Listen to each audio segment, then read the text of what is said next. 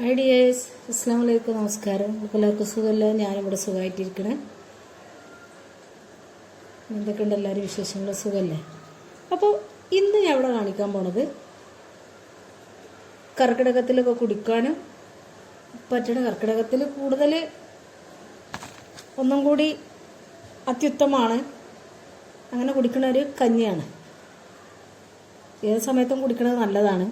അപ്പോൾ അതിന് വേണ്ടിയിട്ട് ഇവിടെ ഞാൻ 2 സ്പൂണ് ഉലുവ വെള്ളത്തിലിട്ട് വെക്കുന്നുണ്ട്. പിന്നെ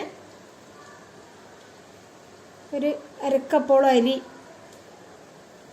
കഞ്ഞരി, ചെറിയ കഞ്ഞരി എടുത്തിട്ടാണ് വെക്കണത്.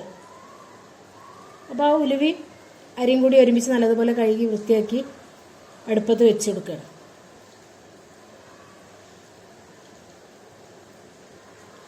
അപ്പോൾ ഞാൻ വെള്ളവും അരിയും ഉലുവയും എല്ലാം കൂടി ഒരുമിച്ച് തന്നെയാണ് വെച്ചെടുക്കുന്നത്. അപ്പോൾ ഇട്ട് കൂടുതൽ വേവാനൊന്നുമില്ല. ഉലുവ നമ്മൾ വെള്ളത്തിൽ കുതിർത്തതാണ്. പിന്നെ കഞ്ഞരി ഒരു വേവ് അതിന് മാത്രമൊന്നുമില്ലല്ലോ. അപ്പോൾ എനിക്ക് ഭയങ്കര ഇഷ്ടമാണ് ഈ കഞ്ഞി. ഞാൻ ഇടയ്ക്കിടയ്ക്ക് ഈ കഞ്ഞി ഉണ്ടാക്കി കുടിക്കലുണ്ട്. അപ്പോൾ കർക്കിടകത്തിലാവുമ്പോൾ നമുക്കൊന്നും കൂടി അതിനൊരു പ്രാധാന്യങ്ങളൊക്കെ ഉള്ളതല്ലേ.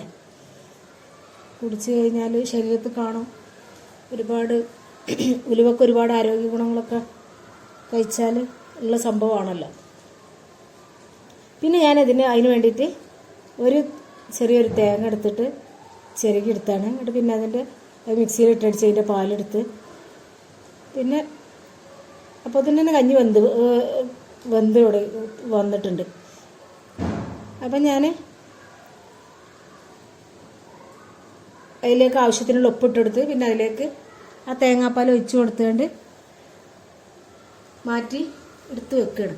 അപ്പോൾ ഇതൊരു കൊച്ചു വീഡിയോ ആണ്. ഞാനത് കഞ്ഞി വെച്ചപ്പോൾ ഒന്ന് എടുത്തെന്നുള്ള അറിയാത്തവർ ആരെങ്കിലും ഉണ്ടെങ്കിൽ. പക്ഷേ ഇതിൽ മധുരം ചേർക്കേണ്ടവർക്ക് മധുരം ചേർത്തെടുത്ത് ശർക്കര ഉരുക്കിയിട്ട് ഒഴിച്ച് കൊടുത്തുകൊണ്ട് അങ്ങനെയും കുടിക്കാം. പക്ഷേ അത് എനിക്കിഷ്ടപ്പെടാത്തതുകൊണ്ടാണ് ഞാൻ ഇങ്ങനെ കുടിക്കുന്നത്. അപ്പോൾ ഇത്രയൊക്കെ തന്നെ എൻ്റെ വീഡിയോ ഇഷ്ടപ്പെടുകയാണെന്നുണ്ടെങ്കിൽ ഒരു ലൈക്ക് ഒന്ന് സപ്പോർട്ട് ചെയ്യണം. ഫ്രണ്ട്സിനും ഫാമിലിക്കും ഒന്ന് ഷെയർ ചെയ്ത് സബ്സ്ക്രൈബ് ചെയ്യാതെ ആരെങ്കിലും കാണുന്നുണ്ടെങ്കിൽ പ്ലീസ് ഒന്ന് സബ്സ്ക്രൈബ് ചെയ്തും കൂടി സപ്പോർട്ട് ചെയ്യുക. അപ്പോൾ ആരും ലൈക്ക് അടിക്കാൻ മറക്കല്ലേ മക്കളെ. ഓക്കെ, അസ്സലാമു അലൈക്കും.